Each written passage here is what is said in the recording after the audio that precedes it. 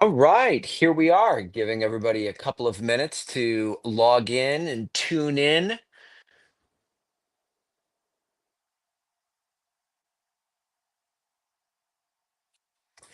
Once again, we have multiple streams going on today. We are live on YouTube and then we are live on TikTok as well. Thank you so much, everyone, for joining us. Robert Sherman here with News Nation, currently on assignment in the Middle East.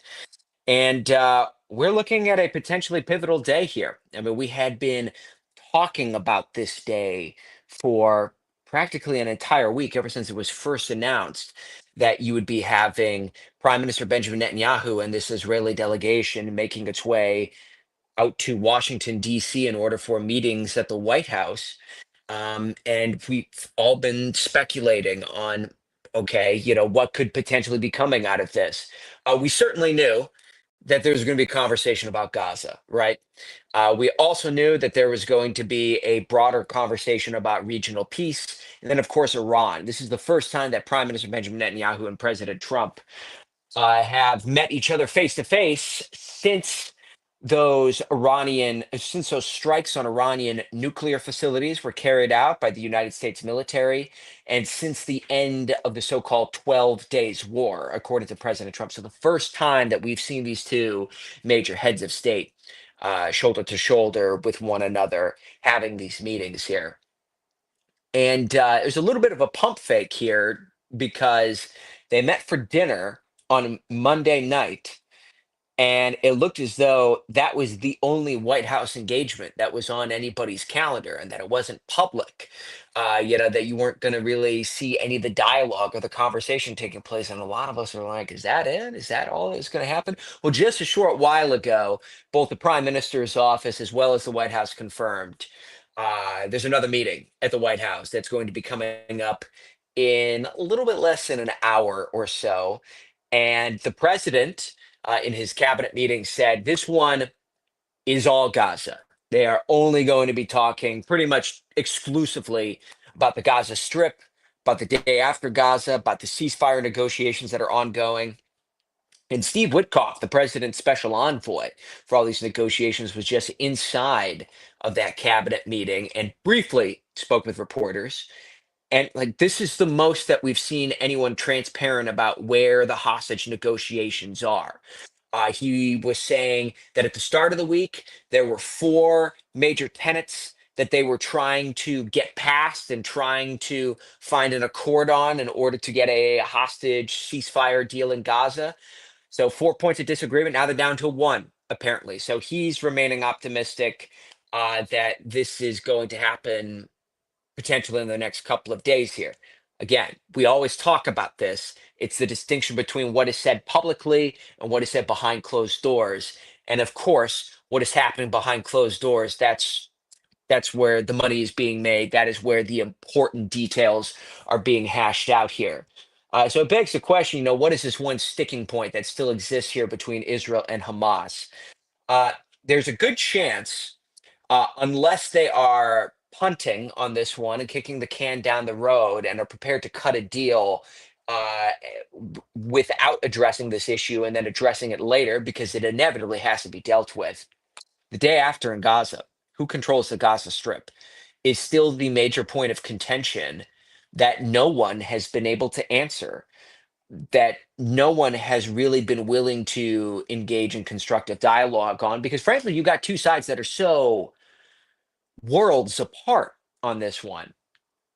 Hamas's position is that they want a ceasefire deal that leads to the ending of the war. And by leads to the ending of the war means Hamas is still in Gaza, Hamas is still in control of Gaza, they are the governing body. Both Israel and the United States have said very publicly that's not going to happen. They have said very outwardly that Hamas cannot be allowed to control the Gaza Strip. How do you negotiate that, right? I mean, how do you negotiate? That's quite the gap that you're talking about here between these two sides. I mean, basically, one side is saying, we want to exist in Gaza, and the other side is saying, no, we want your destruction or removal. There's no real way that you can negotiate past that. So something's going to have to happen here. Someone's going to have to come down. On the one hand, this could be Hamas packing up and leaving, and their leadership, which is largely in Doha, Qatar right now, could continue to fight their fight from abroad in exile or in another country. Maybe they take asylum in Iran or something like that. Who knows? Or Israel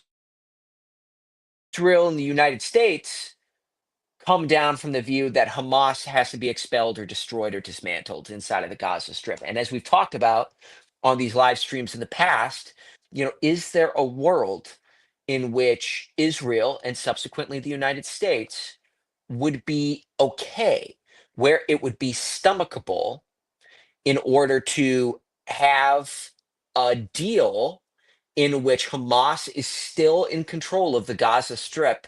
They are still active and alive inside of the Gaza Strip, but their weapons capabilities are practically depleted, and their ability to threaten Israel is effectively, for all intents and purposes, annihilated. Is that something that people are okay with? Up to this point, Israel and the US have said no, but we will see. We will see if this could potentially change here in the coming days, or or I mean, frankly, I mean, potentially in the coming hours here. And I think a lot of us are anticipating that we could be getting news on this. I mean, they go into this meeting in what, 50 minutes? And, I mean, there's a world in which, we could be seeing a Truth Social post tonight. Maybe not. Maybe it takes a few more days. Who knows? Who knows at this juncture here? John Morning just put up a comment here. That's why they say you cannot negotiate with terrorists. That's always an interesting line that we always hear from officials, right? You've heard George W. Bush say this so extensively. We do not negotiate with terrorists. Um, it's not really the world that we're living in anymore, right? I mean, you are seeing negotiations taking place with terrorists. Direct negotiations? No. I mean, these are indirect conversations that are taking place with mediators, namely Egypt and Qatar. But you are very clearly seeing dialogues opening up between terrorist organizations and the United States. And I mean, let's unpack that for a second. I mean, should the United States abandon that line of thought, and that thinking, that has existed for, pretty much ever since 9/11, potentially even longer, that we do not negotiate with terrorists? Because, I mean, you had American citizens that were inside of Gaza, and some of them have come home alive. We just saw one at the White House the other day, Idan Alexander. Is there a world in which, maybe it would have been better if they didn't negotiate, for the sake of maintaining standing in the world? I think a lot of these hostage families would beg to differ on that one. And I think that, I mean, it's always a tough call that you have here. Um, I mean, it's always a tough call as to exactly, how you want to lead, how you want to lead this going forward here. But so the big thing that we're going to be watching here today is these talks that are taking place between Prime Minister Benjamin Netanyahu and President Trump, which again, we're kind of looking at this starting here in about 49 minutes or so. And if you haven't been following the news cycle today, Prime Minister Benjamin Netanyahu in Washington, D.C., he was just on Capitol Hill meeting with Speaker Johnson. At some point, it's supposed to have meetings with a bipartisan collection of U.S. senators, but it looks as though that's been punted off until tomorrow here. Um, I see one question that's come up here. Can Netanyahu come back without a deal? Great question. Great question. Can Prime Minister Benjamin Netanyahu come back to Israel without a deal? We've heard the messaging from the hostage families rather loud and clear, which may as well be distilled down to do not come back to Israel without a deal. There is such an emphasis coming from a lot of people on the ground here: seize this moment, get a hostage deal, get a deal that's and also, get the right kind of deal when it comes to hostages, because we've looked at the initial framework that people are talking about here, and you're talking about, I mean, everyone is pointing to 50 hostages being inside of Gaza, 20 of which believed to be alive. And this initial framework that we're looking at here from Hamas is 10 living hostages come out and 20 bodies are returned. Well, that leaves 10 living hostages and 10 bodies still in Gaza. That is not going to sit well with the hostage families who are demanding a deal that gets everyone out all in one arrangement. I mean, certainly it's devastating as is for a lot of these families in order to, wait potentially 60 days in order for their loved ones to come out. Um, but I mean, what if you're one of those families who gets to the end of the 60 days and your loved one is one of the 10 who is still being held inside of Gaza? So that's why there's a push in order to get them all out. Um, there's the other big picture that is also going on here, and that is the possibility that people want of brokering this into regional peace. And I see that my good friend Grant Walters from DePaul University asked this question: "What is the deal with the Trump Nobel Peace Prize nomination?" That's a really good question, Grant. Um, there is this belief among some in the region, a growing number in the region, that President Trump can deliver a second Abraham Accords. You saw the first one, that brought countries such as the UAE and Bahrain and Morocco and normalized relations between those countries and Israel. Well, people are talking about the possibility of, can that be expanded? Syria is the one everyone is talking about right now, especially since you've seen the Assad regime falling just in the last couple of days. Lebanon as well, with Hezbollah losing their firm grip on the country. And then there's the big one, which is Saudi Arabia.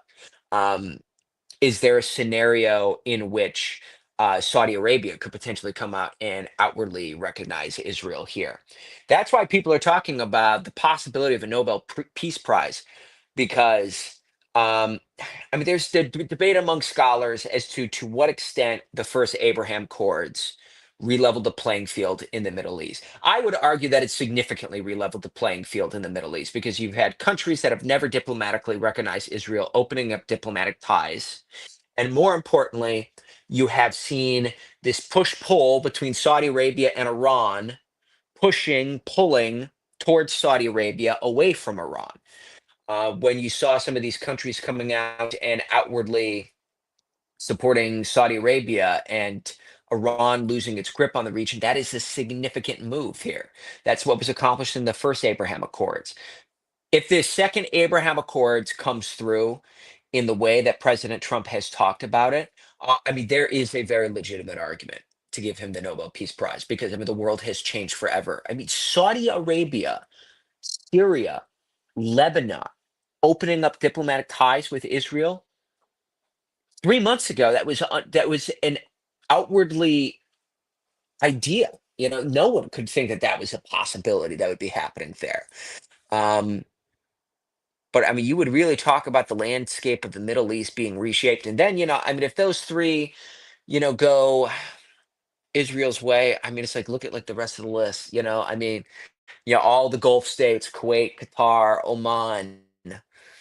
Um, I mean, that could really change the ball game in the Middle East here. I mean, like, that's what you really talk about brokering peace here. So there would be an argument. I mean, there would be a very legitimate argument. It wouldn't be a joke at all. But that's a really good question, Grant. And for the other part of your question, where am I right now? Currently, Tel Aviv, Israel, watching and waiting, and to see if this hostage release and ceasefire deal ends up coming through. We are 43 minutes away, allegedly, assuming the trains run on time in Washington, from President Trump and Prime Minister Netanyahu meeting for the second time at the White House on this state visit, from Prime Minister Netanyahu and the Israeli delegation currently in Israel as we stand right now. I mean, another question, that I think is, also, really talking about here is, the security concerns of the region, after all of this is over. And is there a realistic way in which you can build a sustaining and lasting peace in Gaza? And I thought it was interesting, the prime minister was asked about that yesterday, and he was talking about, peace for Palestinian state.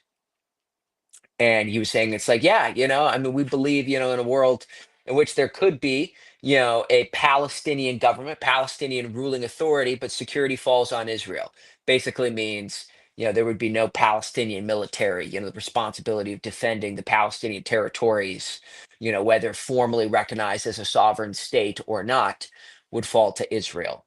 Um, and the prime minister even said very outwardly, to those who say, that doesn't sound like a legitimate sovereign state, we don't care. He said that rather bluntly in this meeting, in this dinner that he was having with President Trump yesterday. So I mean, that's where we stand, right now with the talk about a um, Palestinian state, and it's like the possibility of lasting and sustainable peace in the region. Here's the bottom line, I mean, what people are not talking about, everyone is focused on Gaza right now and the security concerns that are inside the Gaza Strip. The really big security concern is actually the West Bank, and here's why. The West Bank shares a border with Jordan. It has been a long-standing problem along that border that there is illegal gun running, that weapons that are smuggled by Iran into uh, that are smuggled into the West Bank across Jordan. This is something that happens rather often here. Because of Iran's role in the region and the way that they're notoriously, unabashedly, have been funding a lot of the groups that operate around the Middle East here. There is a major security concern that the Israelis have. In the West Bank, that weapons are going to continue to be smuggled across the border from Jordan into the West Bank. So if Israel pulls out of the West Bank, their big concern, and it is not an illegitimate concern as the landscape stands right now, that in a matter of days, weeks, months, what have you, that militias, terrorist organizations will be able to sit atop the mountains that are 20 miles away from us in Tel Aviv with ballistic missiles and fire them at Tel Aviv or fire them at Haifa. A major security concern, that the Iron Dome would not be able to protect the Israeli people from. So that is the big security concern that every Israeli is talking about in the Western Bank that needs to be addressed. So people talk about the Israeli military pulling out of the West Bank. Um, that's not going to happen until that security concern is dealt with.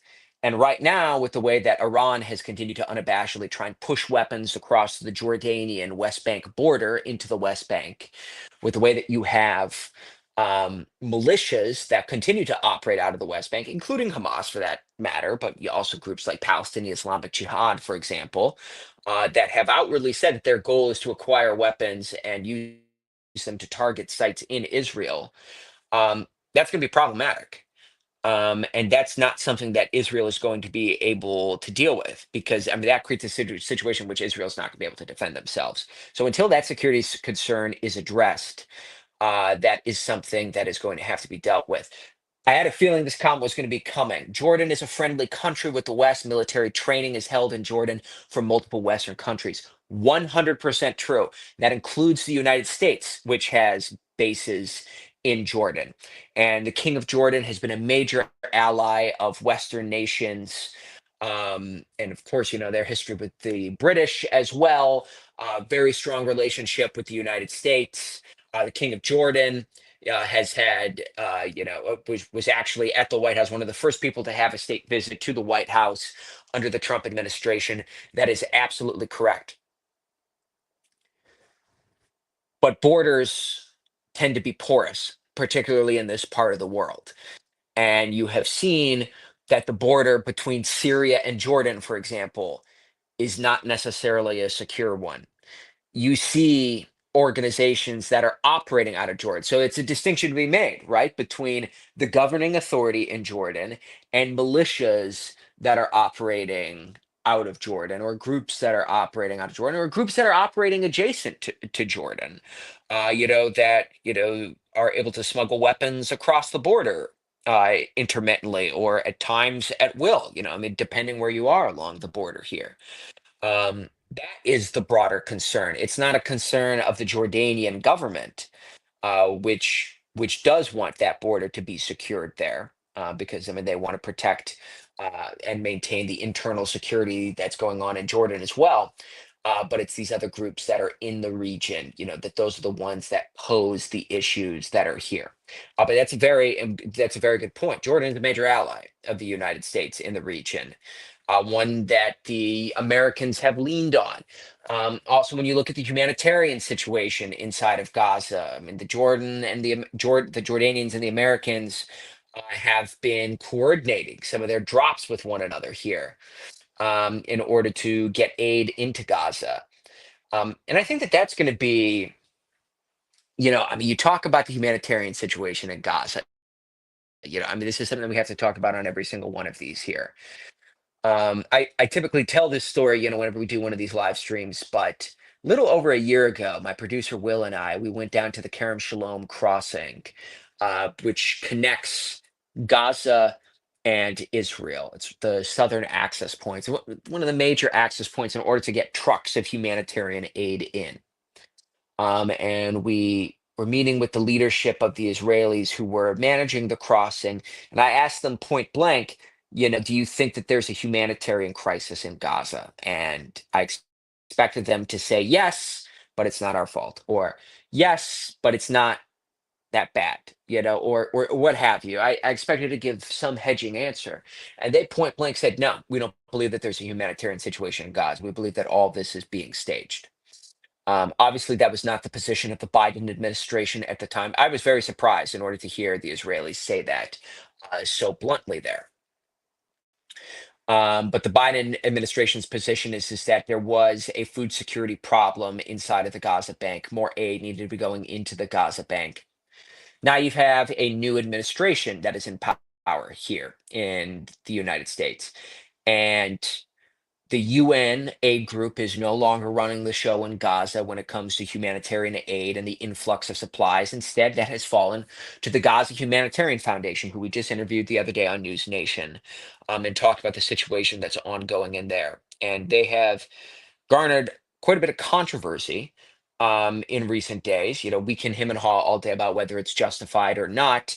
But I mean, the bottom line is that the international community does not trust the Gaza Humanitarian Foundation because it's backed up by the United States and the Israelis, which the international community believes that that means that they will inherently be a bit unbiased in the way that they're dealing with the Palestinians and the Gazans, who need all these food supplies. But even so, it is the Gaza Humanitarian Foundation's position, which again is backed up by the US, backed up by the State Department, under the Trump administration, that there is a major food problem inside of Gaza. There is a major humanitarian problem, and that more aid needs to be flooded into the Gaza Strip there. That's why my hunch is that, when you look at this meeting that is taking place at the White House today, but there's got to be something that comes out on this, when it comes to the aid situation there, because I mean, the calls for more supplies to go into Gaza and more aid to go into Gaza, I mean, are growing rather loudly here. Does Israel care about about the opinion of South Africa? No, they don't. In fact, Israel doesn't really care about the opinions of most anyone in the world. In fact, I mean, we even heard from one uh, unnamed official who said basically it's Israel's position that they don't really care about anyone's opinion except the United States. Um, and it was interesting to hear them say that point blank. But even the British, when you think about that, I mean, it really shows, this the perceived standing of the UK, in this region of the world, compared to where we were 50, 60, 70 years ago to where we are today. That standing and that level of influence has diminished greatly. So it's really the United States or bust from the Israeli perspective here. But even so, you got the United States who's saying that more aid needs to be going into Gaza, and that needs to be addressed there. So I have a feeling that is going to be one of the elements that is discussed here, this meeting with Prime Minister Benjamin Netanyahu, and President Trump. Um, and then, it's like the day after Gaza, what this plan will look like. I mean, I was sitting in the East Room in the White House the day that President Trump was standing there with that bilateral meeting with Prime Minister Netanyahu and said, we are going to take over Gaza, and was talking about the redevelopment plans for the Gaza Strip. And no one in the room could believe it. I mean, no one had really thrown out an idea like that before, for the day after Gaza. But it is something that the White House has not necessarily backed away from at this juncture. And then there's the issue of Palestinians who are inside of Gaza. What do you do with them during this removal process? Could you potentially move them out of Gaza? And, I mean, if you have followed, the issues, of the Palestinian statehood issue, that is one, the removal and more importantly, the right of return of Palestinians to these Palestinian territories is a very sticky one. That is, someone asked about this on one of the last streams that we did. Why are Egypt and Jordan not taking in Gazans here? The public answer is because of the right to return issue, because they do not want to be responsible for Gazans leaving the Gaza Strip, going into Jordan or going into Egypt, and it not be able to return for one reason or another to the Gaza Strip. That is the concern that they have. Of course, there's the behind closed door reason as well, right? Uh, Egypt has put in such an effort in order to make their country so much safer in recent years. And they have invested heavily in cities such as Cairo and public works there in order to make it more tourist friendly and more inviting to Westerners. They have really put a lot of work in to places such as Cairo. And what they do not want is an influx of people scattered among them being terrorists or terrorist sympathizers who could create unrest in places such as Sinai Peninsula, which is one of the historically one of the most volatile places in Egypt. That's the other element to all this as well, that neither Jordan nor Egypt will say rather publicly, but is without question one of those that exists, is a concern that exists in the region. And I mean, any official head of state for any of these countries with behind closed doors tell you that. I mean, you don't think the UAE is thinking about this with all the effort that they have made with tourism? You don't think Qatar, who's made all these efforts with tourism, has all these concerns as well? Believe me, every single one of these countries is well aware of the reputation and the concern that some Westerners have about safety in the region, that they do not want to do try and change that narrative of the Middle East here. And everyone is so heavily focused on the future and moving forward and bringing the Middle East to a new day. But I still stand by what I've been saying here is, I mean, we could potentially be looking at a completely different Middle East in the coming days and weeks here. I don't think that it is unreal. Hearing what I am hearing coming out of Syria right now, hearing their foreign minister say that they are fed up with Iran interfering in their domestic affairs in Syria, seeing state television in Lebanon go on the air and saying, Hezbollah, pack up and leave. I mean, this is so unheard of for what you have seen from these countries in recent years. Nobody would do that in Lebanon because Hezbollah effectively ran the show in the country. Yes, there's a Lebanese government there.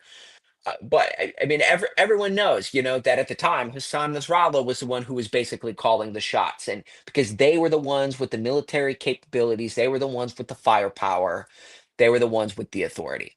Not anymore. Um, Hezbollah's capabilities have been so greatly diminished there that now you see people feeling more comfortable outwardly saying, we don't want Hezbollah in our country anymore. But Syria is the big one. I mean, especially with the fall of the Assad regime. I mean, jury's still out a little bit on this new Syrian president and exactly what this is going to look like. There's a lot of dynamics, that are still up in the air. Like relations with the Kurds and things like that. Um, but there does seem to be, at the very least, a strong appetite in Syria right now to break away from the iron grip that Iran has had on many of these countries and the region at large here. I know that we've been going for about a half an hour here. I just want to go through Hey, some of hey, these Robert, it's your questions here. producer, Megan. I just wanted to Hey there, remind Megan. everyone that you are live in Israel, so the connection has been a little spotty and the picture a little bit fuzzy. But just want to remind everyone that you're out there live in Israel. So that can happen sometimes, but still sounding good.